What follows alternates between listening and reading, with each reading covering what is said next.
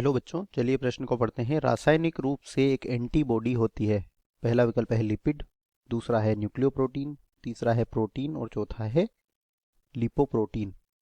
हमें यहाँ पर बताना है कि रासायनिक रूप से एंटीबॉडी क्या होती है। तो चलिए बात करते हैं इस प्रश्न की मुख्य अवधारणा। तो बच्चों, जो एंटीबॉडी होती है यह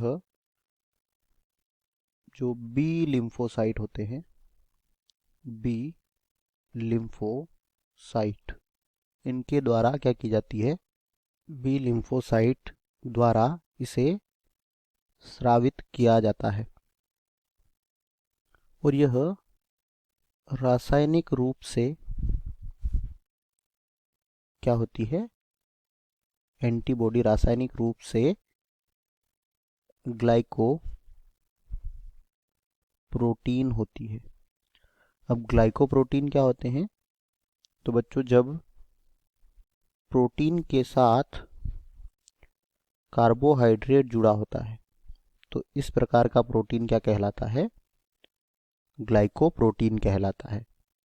और एंटीबॉडी जो होती है रासायनिक रूप से ग्लाइकोप्रोटीन होती है और एंटीबॉडी जो होती है यह एंटीजन से क्रिया करके उसे नष्ट करती है और रोगों से हमारी रक्षा करती है या हमें प्रतिरक्षा प्रदान करती है।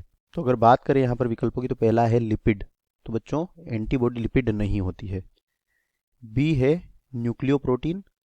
तो बच्चों, जब न्यूक्लिक अम्ल या जो डीएनए या आरएनए होता है इसके साथ जब प्रोटीन जुड़ा होता है तो यह कहलाता है न्यूक्लियोप्रोटीन। परंतु जो एंटीबॉडी होती है न्यूक्लियोप्रोटीन नहीं होता, यह भी गलत होगा। सी है प्रोटीन। तो बच्चों, यह हमारा उत्तर हो सकता है क्योंकि एंटीबॉडी जो है यह क्या होती है, प्रोटीन होती है। और चौथा और आखिरी विकल्प है लिपोप्रोटीन।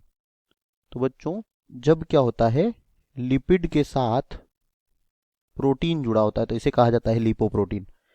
परंतु एंटीबॉडी में लिपोप्रोटीन नहीं होता है, कौन ग्लाइकोप्रोटीन होता है। तो यह भी गलत हो जाएगा। दिए गए प्रश्न का यहाँ पर सही उत्तर होगा विकल्प सी, की एंटीबॉडी रासायनिक रूप से प्रोटीन होती है। आशा करते हैं यह उत्तर आपको समझ आया होगा। धन्यवाद।